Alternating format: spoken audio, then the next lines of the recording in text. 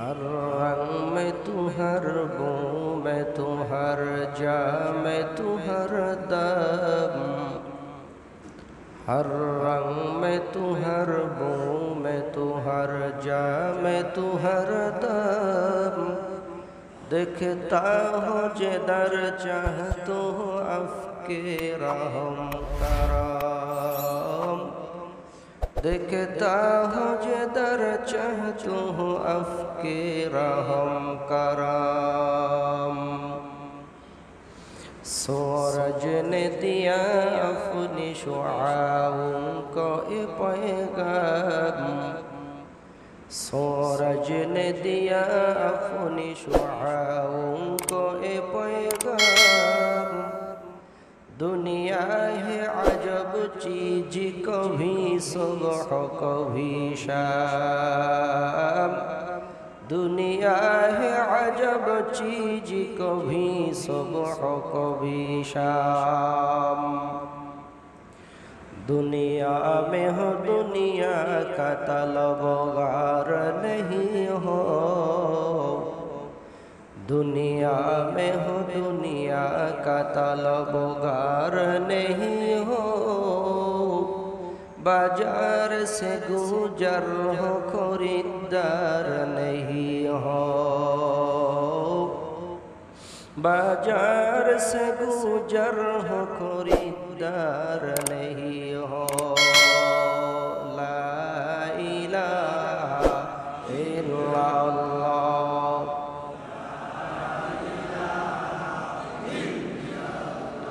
जबान खुले मोहब्बत ला इलाहा इल्लल्लाह,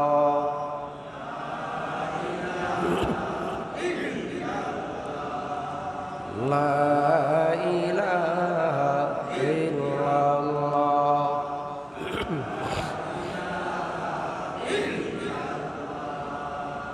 ला इलाहा इल्लल्लाह, ला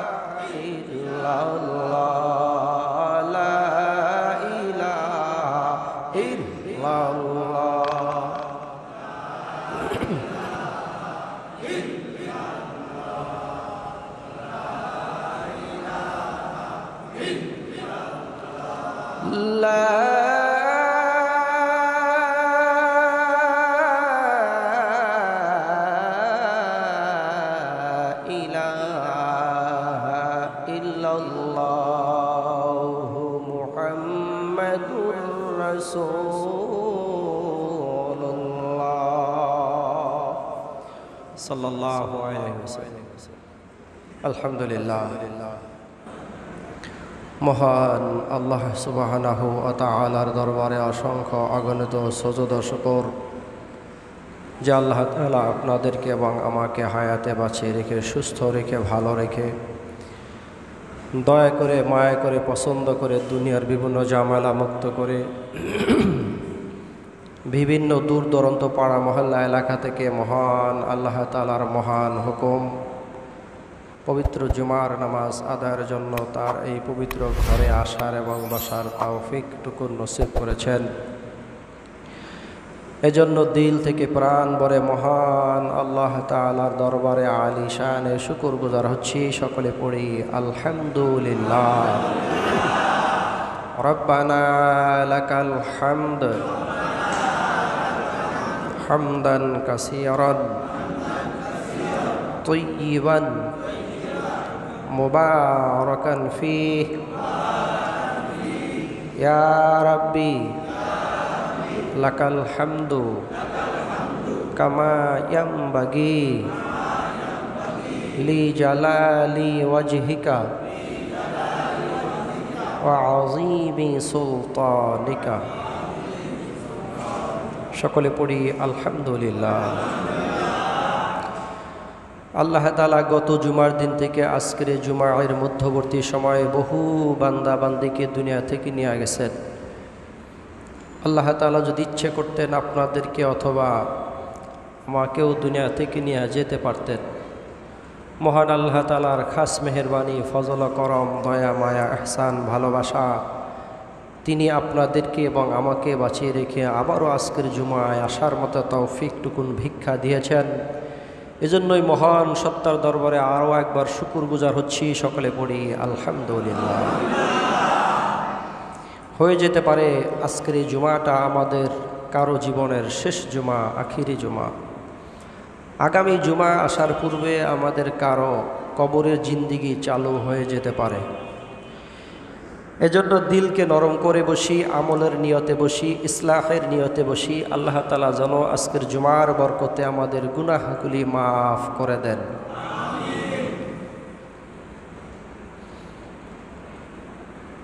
আলোচনা চলছিল রসুলে পাক সাল্লাল্লাহু আলাইহি ওয়াসাল্লামের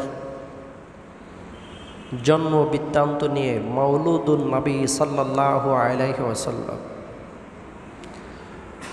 রসুল সাল্লাল্লাহু আলাইহি ওয়াসাল্লামের জীবন ইতিহাস,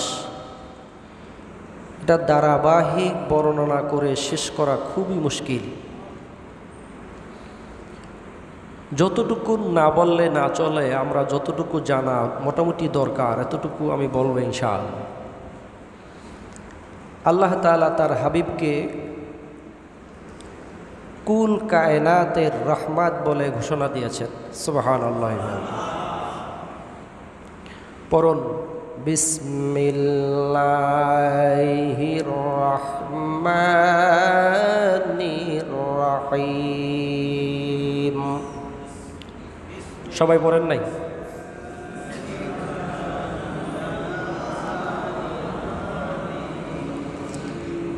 যারা বিসমিল্লাহ পড়ছেন তারা ভাগ্যবান, যারা পড়েন নাই মুখ বুজে রয়েছেন তাদেরটা বলবো না, কষ্ট হয়ে গেল।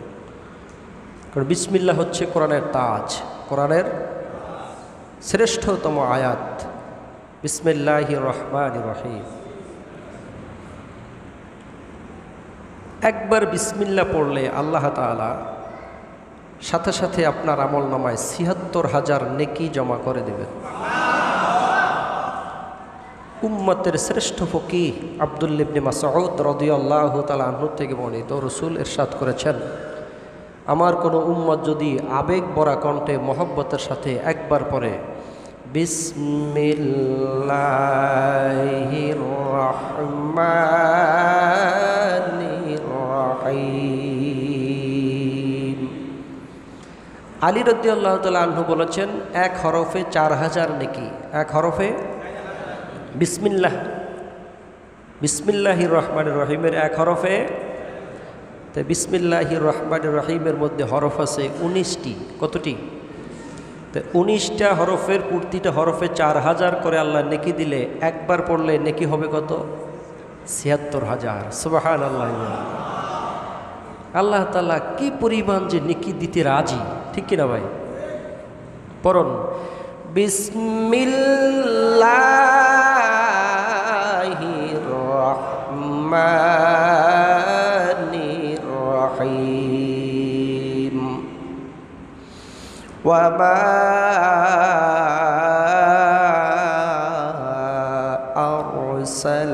আরসালনাকা ইল্লা রাহমাতাল লিল আলামিন।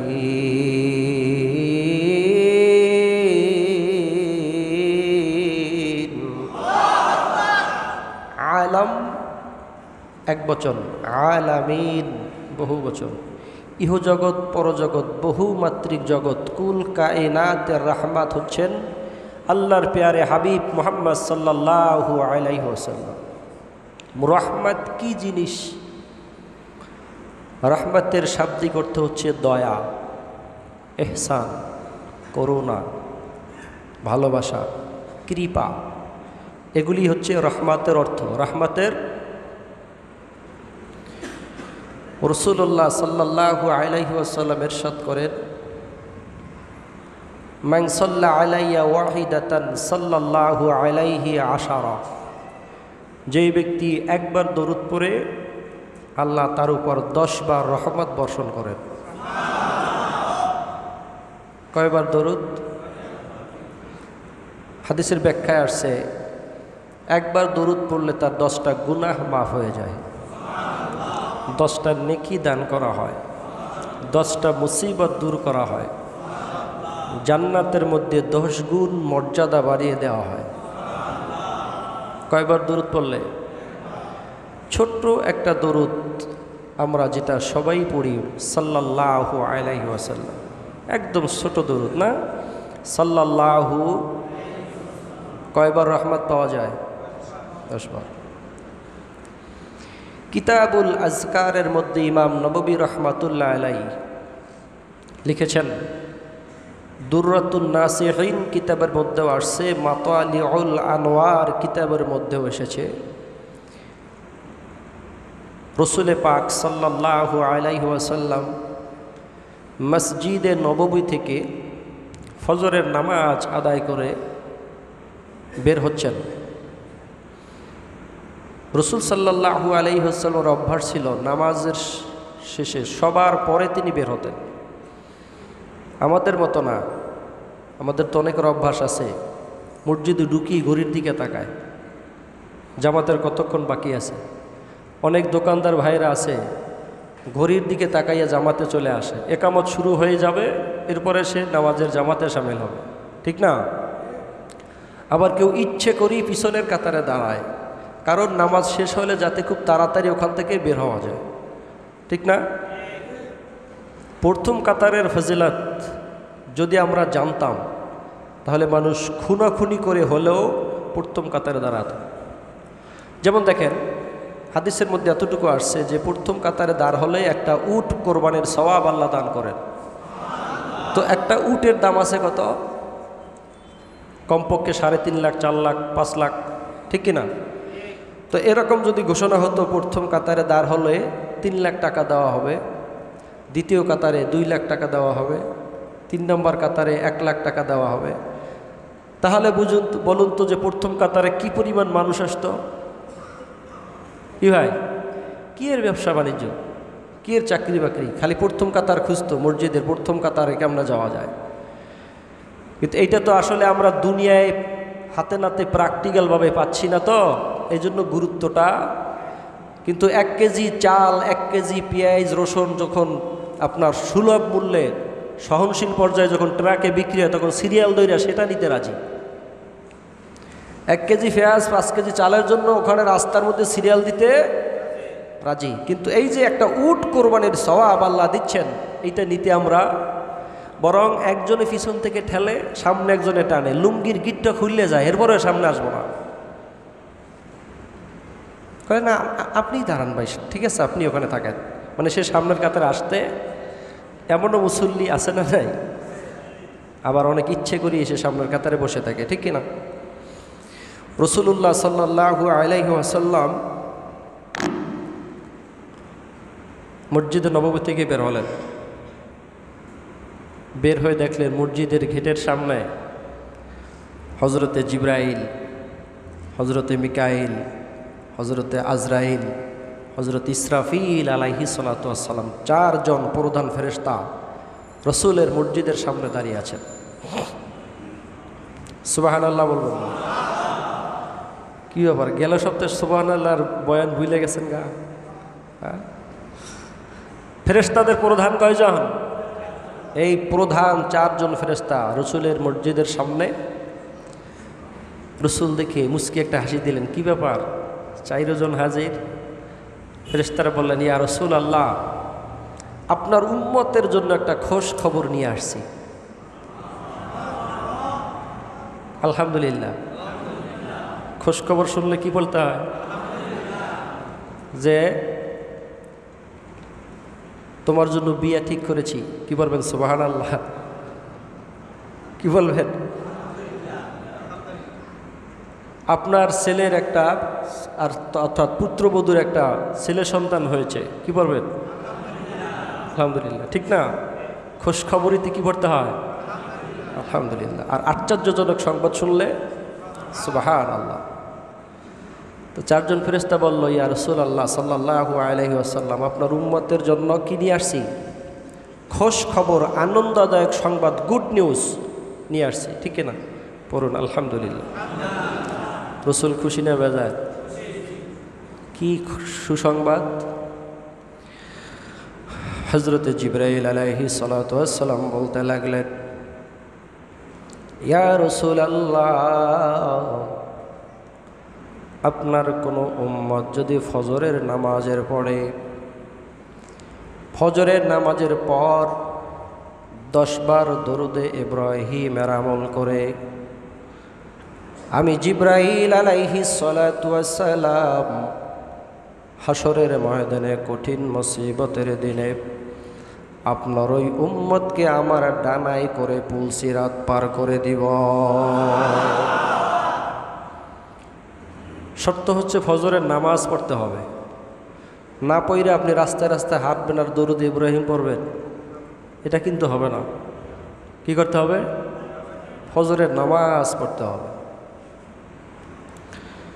হযরতে মিকাইল আলাইহিস সালাতু ওয়াস সালাম বললেন, ইয়া রাসূলুল্লাহ, আপনার কোনো উম্মত যদি ফজরের নামাজের পরে 10 বার দরুদে ইব্রাহিম আমল করে, হাসরের ময়দানে কঠিন মুসিবতের দিনে হাউজে কাউসারের পানি পান করানোর জন্য যখন আপনি কুরসি পেতে হাউজে কাউসারের পাড়ে বসে থাকবেন, কাসায়েদে কাসিমি কিতাবের মধ্যে আসছে রসুল সাল্লাল্লাহু আলাইহি ওয়াসাল্লাম এক প্রান্তে বসে থাকবেন, রসুলের পাশে বসে থাকবে হযরতে সিদ্দিক আকবর আবু বকর রাদিয়াল্লাহু তাআলা আনহু, ঠিক বরাবর ওই পারে বসা থাকবে হযরতে ওমর ফারুক রাদিয়াল্লাহু তাআলা আনহু।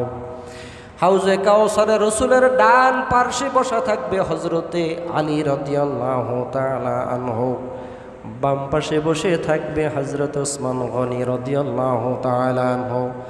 রসুল বলেছেন, আমার সাহাবীদেরকে যারা কষ্ট দেয়, আমার খোলাফাদেরকে নিয়ে যারা সমালোচনা করে, গালমন্দ করে, তাদের কিসমতেও হাউজে কাউসারের পানি নসিব হবে না। হাউজে কাউসারটা আপনার গভীর হচ্ছে 1,24,000 মাইল। সুবহানাল্লাহ। 1 লক্ষ। আর চওড়া হচ্ছে এবং চওড়া এবং দৈর্ঘ্য সমানই হচ্ছে 70,000 মাইল। সুবহানাল্লাহ। মিকাইল আলাইহিস সালাতু ওয়াস সালাম বললেন, ইয়া রাসূলুল্লাহ, আপনার কোন উম্মত যদি ফজরের নামাজের পর 10 বার দরুদ ইব্রাহিমের আমল করে, আমি মিকাইল নিজের জিম্মায় হাউজে কাউসারের পানি পান করার পেয়ালাটা আপনার হাতে উম্মতের জন্য তুলে দিব। কি ভাই, বেশি সময় লাগে এটি পড়তে? ইসরাফিল আলাইহিস সালাতু ওয়াস সালাম বললেন, ইয়া রাসূলুল্লাহ, ইয়া হাবিবাল্লাহ, আমি ইসরাফিল আপনার উম্মত যদি ফজরের নামাজের পরে 10 বার দরুদ ইব্রাহিমের আমল করে, আমার দায়িত্ব থাকবে হাসরের দিন আপনার ওই উম্মতের নাজাতের জন্য আমি ইসরাফিল সেজদার মধ্যে পড়ে যাব হাসরের ময়দানে। যতক্ষণ পর্যন্ত দরুদের আমলকারী আপনার উম্মতের জান্নাতের ফয়সালা না হবে, আমি ইসরাফিল হাসরের জমিন থেকে মাথা তুলব না। বাকি আছে কে? আজরাইল, এটা খুব পরিচিত একটা নাম, ঠিক না? যদিও এখনো সাক্ষাৎ হয় নাই, তবে সবারই হবে, ঠিক কি না? আজরাইল আলাইহিস সালাতু ওয়াস সালাম বললেন, ইয়া রাসূলুল্লাহ, আমি আজরাইল আপনার এই দরুদের আমলকারী উম্মতের জান কবজের জন্য যখন জমিনের দিকে রওনা দিব, আল্লাহ রাব্বুল আলামিন ডাক দিয়ে বলবে, আজরাইল কোথায় যাও? আল্লাহ জানেন না? কথাটা বোঝানোর জন্য রাসূল বলেছেন, আল্লাহ জিজ্ঞেস করবে কোথায় যাও? আজরাইল বলবে, আল্লাহ তোমার জমিনের বাংলাদেশের ক্যাপিটাল সিটি ঢাকা শহরের শিল্পাঞ্চল এলাকা তেজগাঁও কুনিপাড়ার এক মুসল্লি, ধরেন আমার ফজলু ভাইরে ধরাই দিলাম, যে আজরাইলের ব্যাপার তো হেরি ধরাই দিই, তোমার ফজলুল হক বান্দার জান কবজের জন্য রওনা দিলাম। আল্লাহ রাব্বুল আলামিন কিতাবুল আজকারের মধ্যে ইমাম নববী রহমাতুল্লাহ আলাইহি লিখেন, আল্লাহ জিজ্ঞেস করবে আমার বান্দার জান কবজ তুমি কিভাবে করবা? মাতালিউল আনোয়ার কিতাবের মধ্যে আসছে আজরাইলের চার ধরনের চেহারা আছে, 4 প্রকারের চেহারা। কয় প্রকার? এবং 4টা চেহারা আল্লাহ আজরাইলের 4 জায়গায় ফিটিং করে দিয়েছেন। ফিরিস্তু কিয়াজিবি হালত কিতাবের মধ্যে জালালউদ্দিন সৈয়দী রহমাতুল্লাহ আলাইহি ঘটনাটা লিখেছেন। এরকম আমাদের মতো আজরাইলের সামনে যে চেহারাটা, মাথার সঙ্গে যে চেহারাটা রয়েছে, এই চেহারা দিয়া আজরাইল আলাইহিস সালাতু ওয়াস সালাম, আম্বিয়ায়ে আলাইহিমুস সালাতু ওয়াস সালাম তথা নবীগণদের জান কবজ করে থাকেন। সিনার মধ্যে একটা চেহারা, এই চেহারা দিয়া মুমিন ইমানদার বান্দা বান্দীদের জান কবজ করে থাকেন। পিছনে পিঠের মধ্যে একটা চেহারা আছে, এই চেহারা দিয়া কাফের মুশরিক ইহুদি নাসারা বেঈমান ভণ্ড বেদাতি জমিনে যারা রয়েছে, আল্লাহ বিরোধী, রসুল বিরোধী, কোরআন বিরোধী যারা রয়েছেন, এদের জান কবজ করার জন্য আজরাইল তার পিছনের চেহারাটা ব্যবহার করে থাকে। পায়ের নিচে একটা চেহারা, এই চেহারা দিয়ে আজরাইল আলাইহিস সালাতু ওয়াস সালাম জিন জাতির জান কবজ করে থাকে। চেহারা কয়টা? আমাকেও একটা চেহারা, কিন্তু চেহারা রূপের শেষ নাই। বহুরূপী চেহারা আছে না নাই? এক একজনের সাথে এক একটা রূপ। এটা হলো মুনাফিকে আজম, ঠিক কিনা বলেন? আজরাইল আলাইহিস সালাতু ওয়াস সালাম বললেন, আল্লাহ তোমার বান্দার ফজলুল হক নামে তোমার বান্দার জান কবজের জন্য যাচ্ছে গো আল্লাহ। আল্লাহ বললেন, কিভাবে জান কবজ করবা? আজরাইল বলল, যেভাবে আমলের উপরে ভিত্তি করে তো জান কবজ হবে। যদি আমল ভালো হয় জান কবজটা তো আসানে হবে, আর আমল যদি খারাপ হয় বড় কঠিন, জান কবজ বড় কঠিন। কম্বলের মধ্যে যদি আংটাযুক্ত কোনো লাঠি ঢুকাইয়া, কাটা ঢুকাইয়া যদি এরকম টান দেওয়া হয়, কম্বলের সুতাগুলি যেমন আংটার সঙ্গে জড়াইয়া টাস টাস করে ছিটতে থাকে। মালাকুল মউত আজরাইল বৎকার, আল্লাহ বিরোধী না ফারমান, রসুল বিরোধী না ফারমানের জান কবজের সময় যখন রুহ ধরে টান দিবে, নারী বুড়িগুলি তখন টাস টাস করে ছিটতে থাকবে। আল্লাহু আকবার। বলেছিলাম একবার ঘটনা প্রসঙ্গে বলে দেই, আমার এলাকা বরগুনা, আমার বাড়ির পাশাপাশি আমার গ্রামের কাছেই তালুকদার বংশ। আমার আব্বা জান বলেছেন, আমি শুনেছি, আমি তখন জন্ম হই নাই, এই তালুকদার জীবনে এমন কোনো অপকর্ম নাই যা সে করে নাই। মনে যা চাইতো তাই করতো। তালুকদার তো ফকির মিসকিনকে বলা হয় না, যার তাল্লুক আছে, সম্পদ আছে, তাকেই তালুকদার বলা হয়, ঠিক কিনা? যাত্রা, থিয়েটার, নোবেল, নাটক যা মন চায় তা করত। আর যেই নায়িকা, যেই গায়িকাকে পছন্দ হতো সে তাকেই বিয়া করত। কোনো সিরিয়াল নাই, 4টা 10টার 20টার কোনো সিরিয়াল নাই, যা পারতো তাই করত। ওনার সামনে মাথা উঁচু করে কথা বলার মতো মানুষ এলাকায় তখন ছিল না। মনে রাখতে হবে মুসল্লি ভাইয়েরা আমার, বাবাজিরা আমার, মনে করেছো ক্ষমতা আমার, এই ক্ষমতা হাতে পাইয়া যা মন চায় তা করবা, এমনটা কিন্তু ভাবিও না। কারণ হচ্ছে আল্লাহ রাব্বুল আলামিন আপনাকে আমাকে পরীক্ষা করার জন্য ক্ষমতা দিয়েছেন, আবার আপনাকে আমাকে পরীক্ষা করার জন্য সম্পদ ছিনিয়ে রাস্তার ভিখারিও বানিয়ে দিয়েছেন, এটাও পরীক্ষা। শুধু সম্পদ দিয়ে পরীক্ষা নয়, সম্পদ ছিনিয়ে নিয়েও আল্লাহ পরীক্ষা করেন। ওয়ালানাবলুওয়ান্নাকুম বিশাইইম মিনাল খাউফি ওয়াল জু'i ওয়া নাকসিম মিনাল আমওয়ালি ওয়াল আনফুসি ওয়াস সামারাত ওয়া বাশশিরিস সাবিরিন।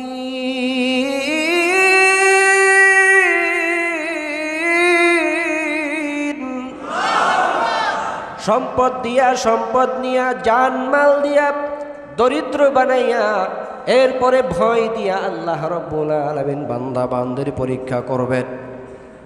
ক্ষমতাটা কার দান? আল্লাহ রাব্বুল আলামিন বান্দাকে ছাড় দেন, কিন্তু ছেড়ে দেন না। ইতিহাস কেন পড়ি না রে ভাই? ফিরআউনকে আল্লাহ ছাড় দিয়েছেন, শেষ তক ছেড়ে দেন নাই। নমরুদকেও ছাড় দিয়েছেন, শেষ তক ছেড়ে দেন নাই। আব্রাহাকে ছাড় দিয়েছেন, শেষ তক ছেড়ে দেন নাই। সাদ্দাতকে ছাড় দিয়েছেন, শেষ তক ছেড়ে দেন নাই। মনে রাখতে হবে, আপনাকে আমাকে আল্লাহ ছাড় দিয়েছেন, কিন্তু শেষ বেলা পর্যন্ত ছাড় দিবে না। ইন্না বাতশা রাব্বিকা লাশাদীদ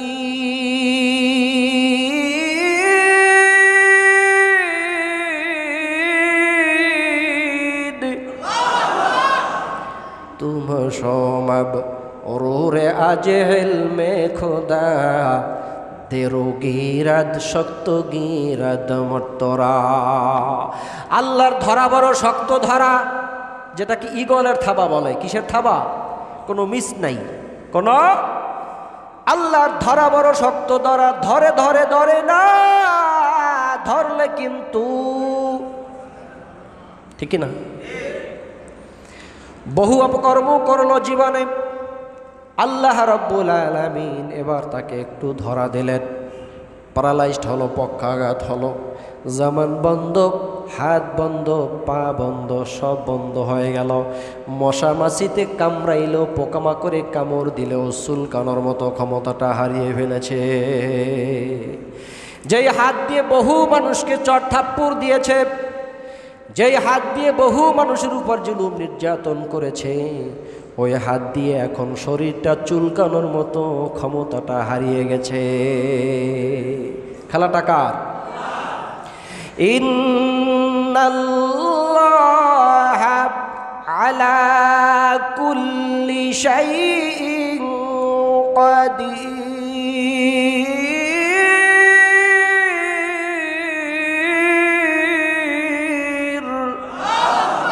সমস্ত ক্ষমতার মালিক কে?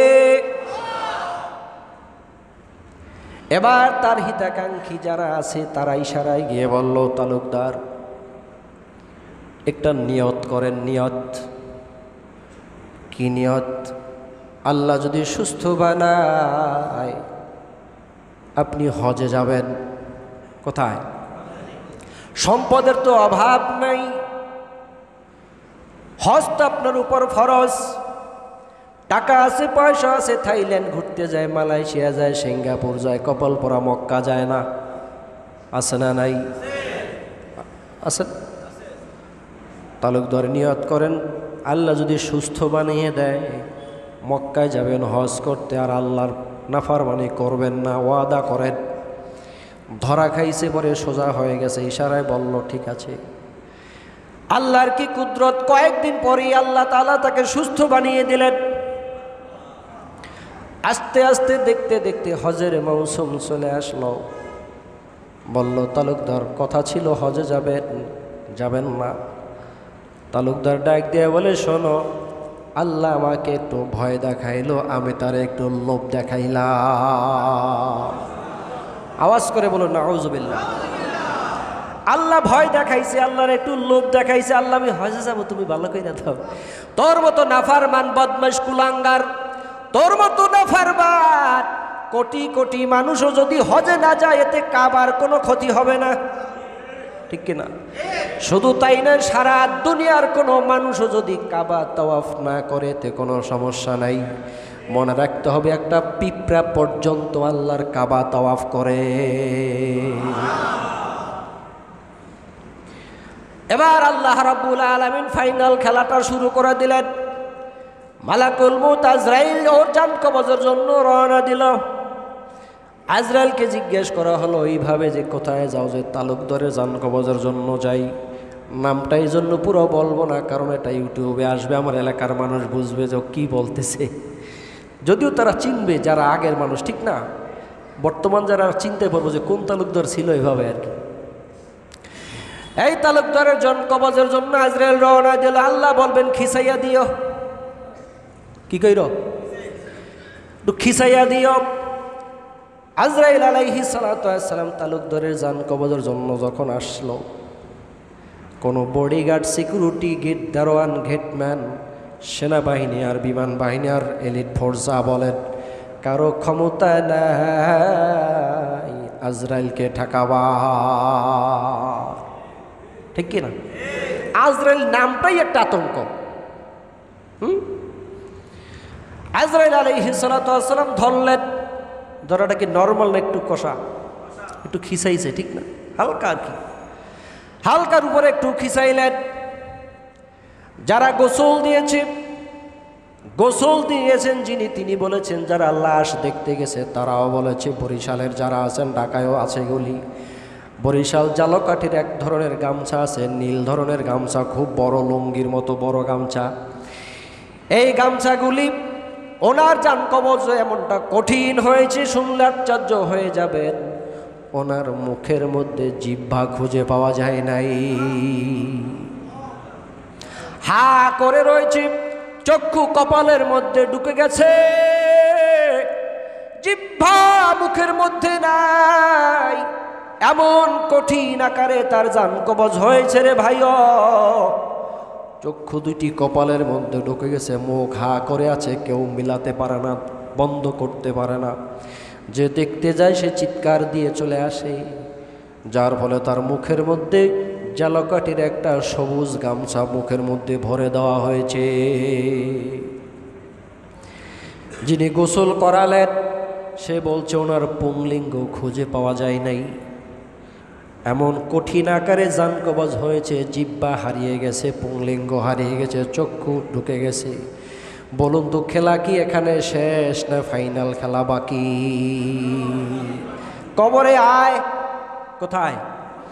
মিনহা খালাকনাকুম ওয়া ফিহা নুঈদুকুম ওয়া মিনহা নুখরিজুকুম তারাতান উখরা। কোথায় আয়? কবরে আয়। তোর কোন তালুকদারি, কোন মাতুব্বারি, কোন জমাতদারি তোকে বাঁচায়, কোন ক্ষমতা তোরে ঠেকায়? কবরে আয়। এজন্য আল্লাহ বলেছেন, তালুকদার হয়ে জমিনে বাঁচার মধ্যে আমি আল্লাহর কোনো লাভ নাই, তোরও কোনো ফায়দা নাই। পীর হওয়ার দরকার নাই, বড় মসজিদের ইমাম খতিব হওয়ার কোনো দরকার নাই। তুই আগে মুসলমান হ। কি হ? আগে মুসলমান হ। ওয়ালা তামুতুন্না ইল্লা ওয়া আনতুম মুসলিমুন।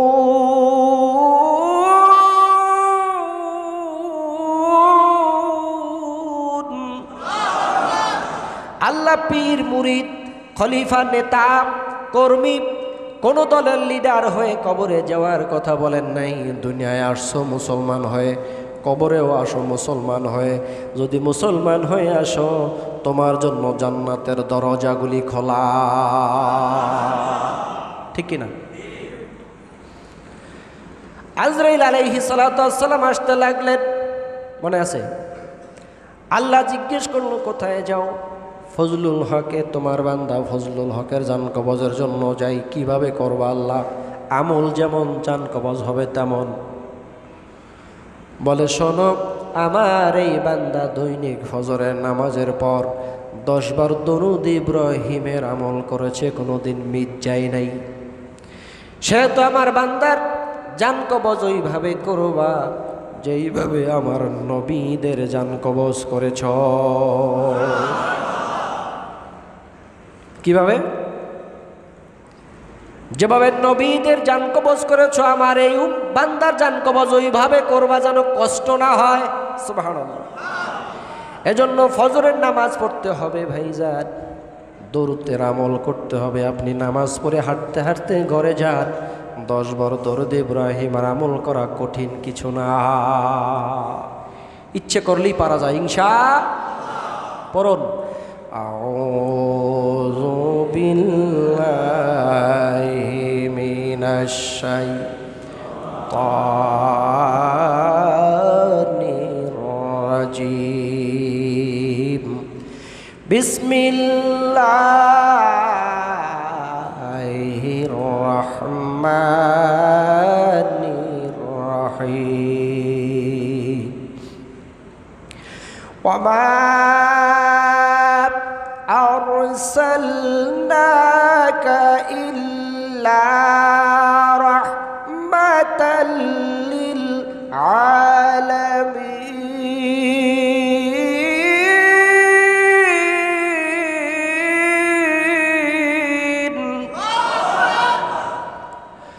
আইমানুল আউয়ালিনাল আখিরিন, বাহরে সাদকা রহমাতাল লিল আলামিন।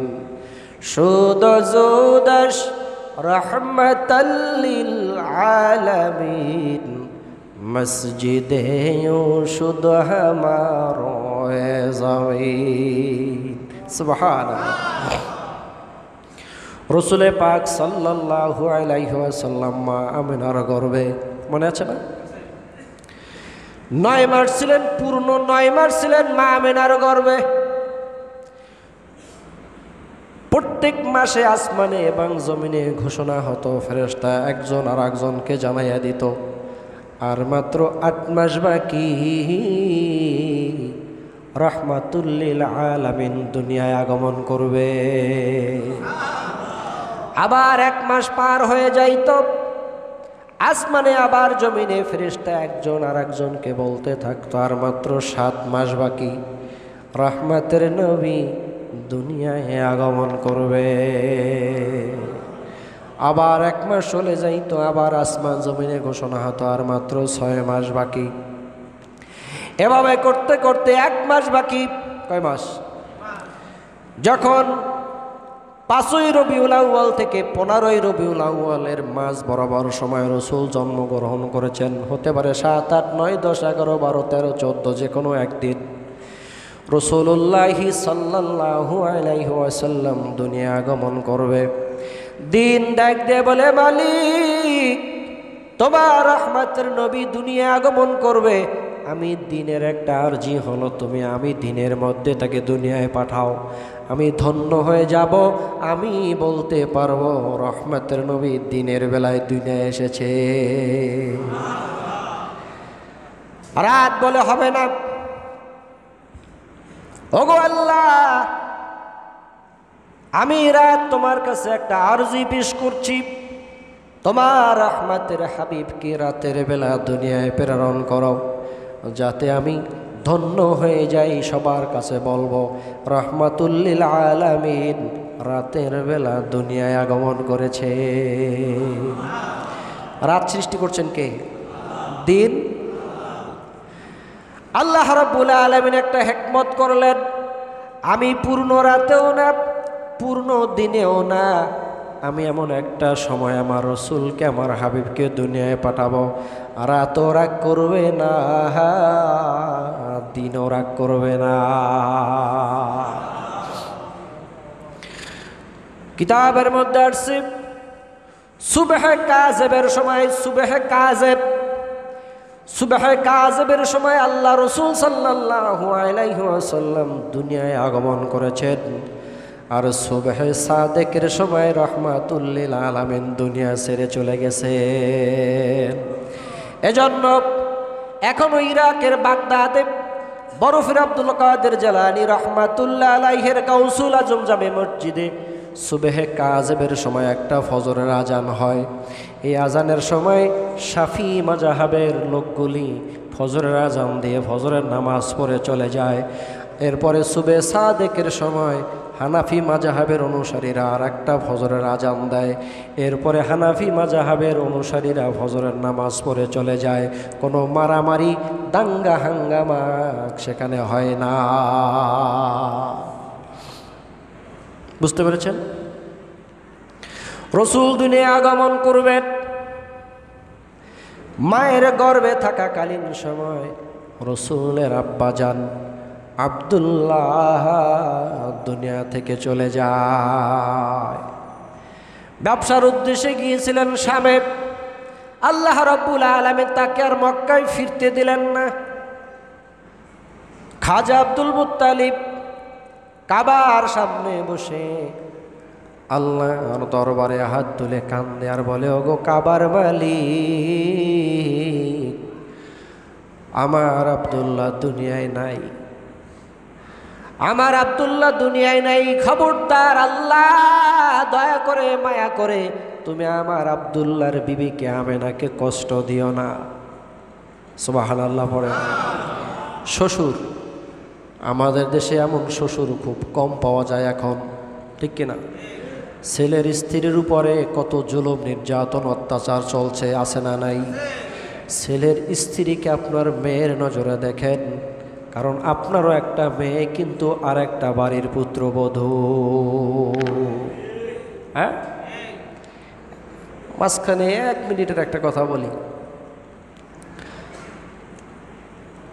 আপনার মেয়ে যেই বাড়িতে পুত্রবধূ, আপনার জামাই চাকরি করে অথবা ব্যবসা বাণিজ্য করে 2 পয়সা কামাই করলেও এনে তার স্ত্রীর হাতে দেয়। আপনার বাড়িতে যখন বেড়াতে এসে শ্বশুরবাড়ির কিছু কারগুজারি বলে, তখন মা জিজ্ঞেস করে, জামাই কেমন মা? বইল না, একেবারে লক্ষ্মী। এরকম একটা জামাই হয় না। 2 পয়সা যদি তোমার জামাই কামাই করে সব আইনা আমার হাতে দেয়। মা খুশি না বেজা যে আমার একটা হীরের টুকরো জামাই পাইছি, আমার মাইয়া যা বলে তাই শোনে, ঠিক কি না? আপনার ঘরেও তো আর একজনের মেয়ে আছে, আপনার ছেলের বউ, ঠিক কি না? এইখানে যদি আপনার ছেলে কামাই রোজগার করে টাকাগুলি আপনার পুত্র বধূর হাতে দেয়, তখন মায়ের এই কথাটা থাকে না। তখন সে বলে, বউরাই ফোলাডারে গিল্লে খাইছে, এই সারা বউরে সারা কিচ্ছু বুঝে না। কথা কেন? পাগল হয়ে গেছে ফোলাডা, বউরে সারা এক কদম চলতে পারে না, ঠিক কিনা বলে? এরকম মানসিকতা আছে না নাই? তোমার মেয়ের কাছে জামাই টাকা দিলে খুশি, আর ছেলে বউর কাছে টাকা দিলে তোমার, এগুলি শিখছেন কোথায়? এই জন্যই তো সংসারে অশান্তি, ঠিক কিনা? আপনার কাছে আপনার স্বামী টাকা দিলে খুশি হন, কথা বলেন না কেন? তা আপনার ছেলের বউর কাছে আপনার ছেলে টাকা দিব না? হ্যাঁ, এখানে আপনি বেজার হন কেন? ও পরেরটা বুঝেন না, একা না, নিজেরটা 16 আনা বুঝেন, আবার কোন সংসারে অশান্তি না? অশান্তির মূলই তো আপনি, কথা বলেন না কেন? খাজা আব্দুল মুত্তালিব ডাক দিয়ে বলে, আল্লাহ, ও কাবার মালিক, আব্দুল্লাহ দুনিয়ায় নাই, আমেনাকে তুমি কষ্ট দিও না গো আল্লাহ। মোনাজাত করে গভীর রাতে আসমানের দিকে তাকাইয়া আছে। ঠিক এমন সময় তাকাইয়া দেখল আসমান থেকে জান্নাতের দরওয়াজা, আসমানের দরওয়াজাগুলি খুলে 4 জন মহিলা খেজুর গাছের মতো লম্বা আব্দুল্লাহর ঘর বরাবর নামতেছে। কি সুন্দর ড্রেস! এক একজন ফেরেশতা মনে হয় যেন এক এক সূরতে আহলান সাহালান মারহাবান মারহাবা বলে ধ্বনিতে মুখরিত করে তুলেছে আসমান। আল্লাহু আকবার! তারকারাজিগুলো মনে হয় যেন ছুটে জমিনে পড়ে যাবে, এত কাছাকাছি তারকারাজিগুলি চলে আসলো। 4 জন মহিলা মা আমিনার ঘরে হাজির। খাজা আব্দুল মুত্তালিব উম্মে আইমান নামে একজন দাসীকে আমিনার খেদমতে দিয়েছিল। কাছে আসলো, মা আমিনা জিজ্ঞেস করলো, আপনারা কারা? বলে, আল্লাহ রব্বুল আলামিন আপনার খেদমতের জন্য নার্স হিসেবে আমাদেরকে পাঠিয়েছে। কি পরিচয়? একজন ডাক দিয়ে বলল, আমি আদম আলাইহিস সালামের বিবি, আমি হাওয়া। আল্লাহু আকবার। আরেকজন বলল, আমি আইয়ুব আলাইহিস সালামের স্ত্রী, আমি হলাম বিবি রহিমা। আরেকজন বলে, আমি ফিরআউনের স্ত্রী, আমার নাম হলো আসিয়া।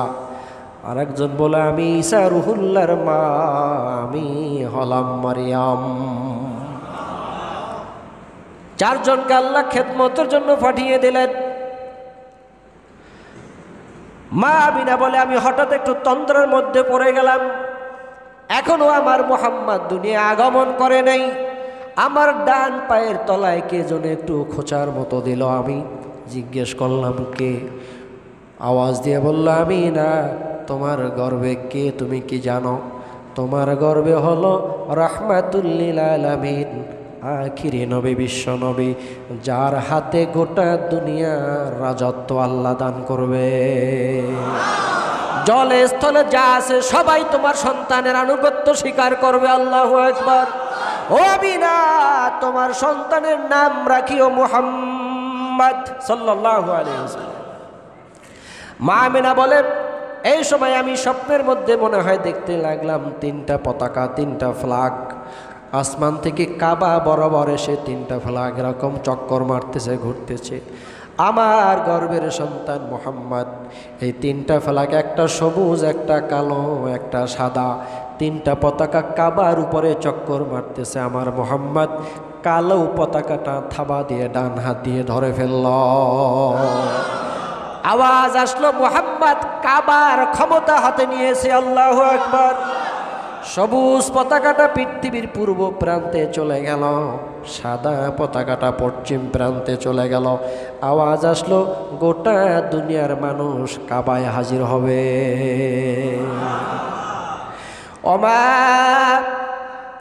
আরসালনাকা ইল্লা রাহমাতাল লিল আলামিন।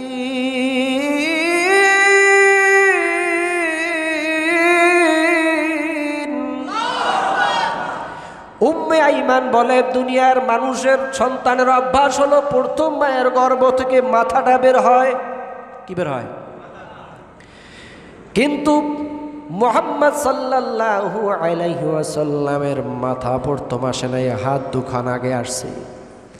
আল্লাহর কসম, যার হাতে আমি উম্মে আইমানের জান, আমি স্পষ্ট লক্ষ্য করেছি মুহাম্মদ সাল্লাল্লাহু আলাইহি ওয়াসাল্লামের হাত যখন মা আমিনার শরমগা থেকে প্রথম বের হলো, হাতের ভিতর থেকে এত নূরের তাজল্লি বের হচ্ছে যে আলোর কারণে মা আমিনার শরমগা দেখার ক্ষমতা আমাদের কারো হয় নাই।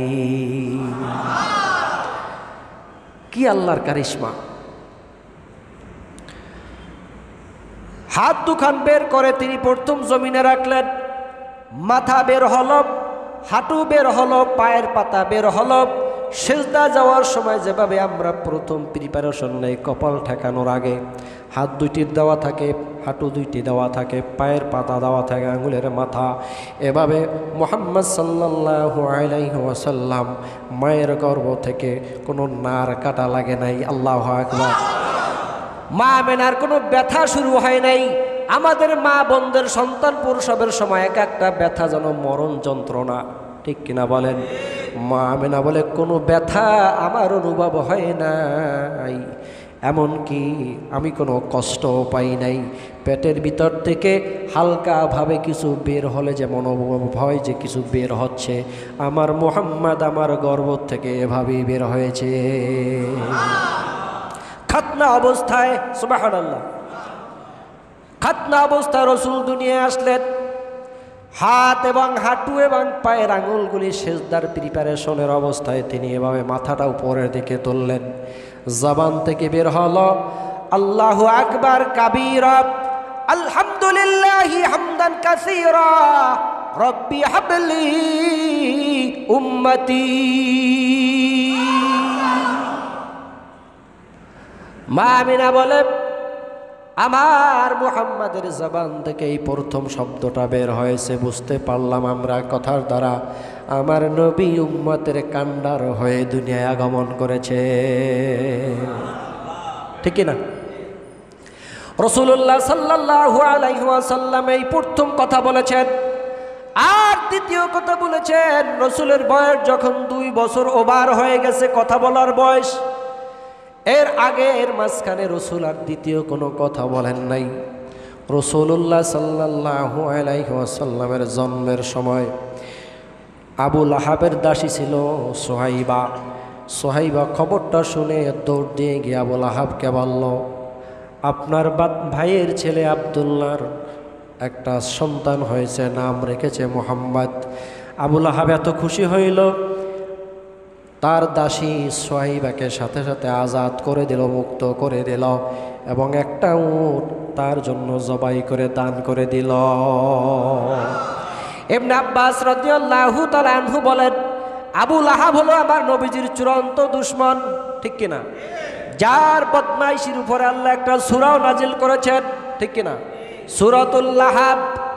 কিন্তু এই আবু লাহাব এই সোমবার দিন, রবিউল আউয়ালের যে কোনো তারিখে হোক না কেন, কিন্তু দিনটা ছিল সোমবার। এই দিন যে আবু লাহাব আমার নবীর আগমনে খুশি হইয়া তার দাসীকে মুক্ত করে দিল, আজাদ করে দিল, এবং একটা ওট জবাই করে সৎকা করে দিল। এতে আমার আল্লাহ খুশি হইয়া আবু লাহাব যে জাহান্নামের আগুনে জ্বলতেছে, স্পষ্ট হাদিসের মধ্যে আসছে আবু লাহাব যে জাহান্নামের মধ্যে জ্বলতেছে। ইবনে আব্বাস রাদিয়াল্লাহু তাআলা আনহু বলেন, 7 দিনের 6 দিন পরিপূর্ণভাবে তাকে জাহান্নামের শাস্তি দেওয়া হয়। শুধু সোমবার আমার নবীর ভালোবাসার মহব্বতের কারণে সোমবার দিন আবু লাহাবকে জাহান্নামে জ্বালায় না। রাসূলকে মহব্বত করেছিল। নবীকে যদি আমরা মহব্বত করি, ভালোবাসি, রাসূলের পক্ষে থাকি, আল্লাহ আমাদেরকে জাহান্নাম দিবেন না। কোথায় দিবেন? জান্নাত দিবেন। জান্নাত তো আল্লাহ আমাদের জন্যই তৈরি করেছেন। ঠিক কিনা? রাসূল সাল্লাল্লাহু আলাইহি ওয়াসাল্লাম দুনিয়া আগমন করার পরে মা আমেনা বলেন, 4 জন লোক আসলো রাসূল আমার সামনে। 3 জন, একজনের হাতে হলো এমন সুন্দর একটা রূপার তৈরি বাটি, যার 4টা কোণা রয়েছে। 4টা কোণা, প্রত্যেকটা কোণায় মণি মুক্ত দিয়ে বেষ্টন করা, মাঝখানে একটু পানি। সুবহানাল্লাহ। আর একজনের হাতে দপদপে সাদা রেশমি একটা কাপড়, আর একজনের হাতে স্বর্ণের তৈরি একটা সুন্দর লোটা, যার মধ্যে পানি রয়েছে। এই 3টা পাত্র নিয়ে আমার সামনে হাজির হলো রাসূল। পরে বলেছেন, এই 3 জন হলো জাহান্নামের জান্নাতের তত্ত্বাবধায়ক ফেরেশতা রেদওয়ান, আরেকজন হলো জিবরাইল, আরেকজন হলো মিকাইল। একটা সূক্ষ্ম তথ্য দেই, জেনে রাখেন। রাসূল সাল্লাল্লাহু আলাইহি ওয়াসাল্লামের সামনে এই বাটিটা রাখা হলো 4 কোণাকৃতির। রাসূলকে বলা হলো, আপনার ইখতিয়ার দেওয়া হলো, স্বাধীনতা দেওয়া হলো, আপনি যেখানে মন চায় সেখান থেকে ধরেন। রাসূল 4 কোণার কোনো কোণা ধরল না। রাসূল মাঝখানে পানির মধ্যে হাত দিল। আওয়াজ আসলো, মুহাম্মদ পৃথিবীর মেডেলে কাবার উপরে হাত দিয়েছে। আল্লাহু আকবার। গোটা পেয়ালাটা, বাটিটা হলো দুনিয়া। রাসূল আমার মুহাম্মদ সাল্লাল্লাহু আলাইহি ওয়াসাল্লাম কোনো প্রান্তে যান নাই। রাসূল মাঝখানে হাত দিয়েছেন, যেখানে সমস্ত পৃথিবীর মানুষ জমা হবে। কাপড়ের ভিতর থেকে একটা আংটি বের করা হলো। আল্লাহু আকবার। জান্নাতের তত্ত্বাবধায়ক ফেরেশতা আংটিটা হাতের মধ্যে নিল।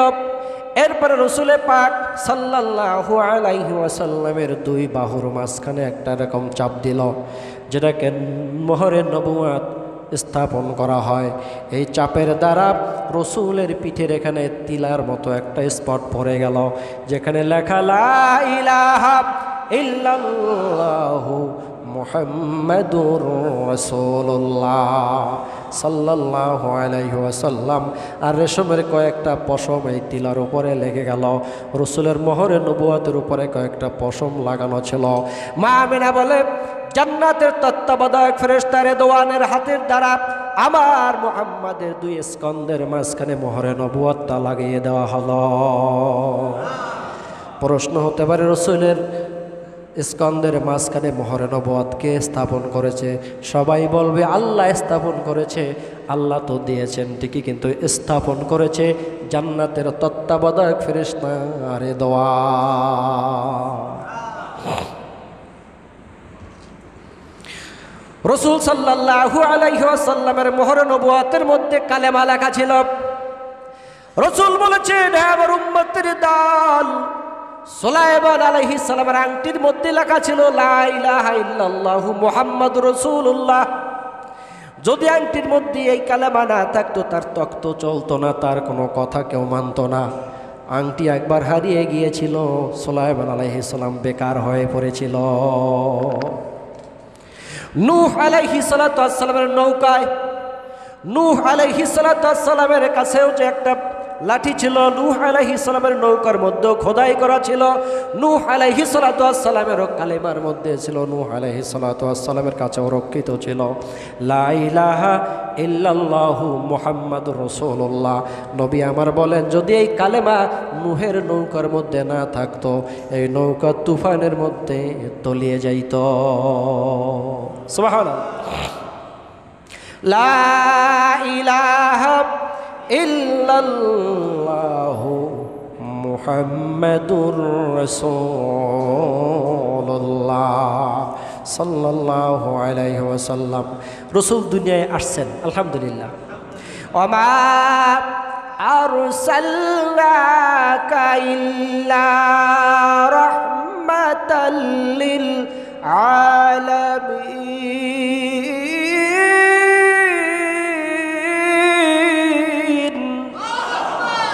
খুশি না বাজার? কম না বেশি? আওয়াজ করে বলুন আলহামদুলিল্লাহ। এবার টাকা বাইর করেন।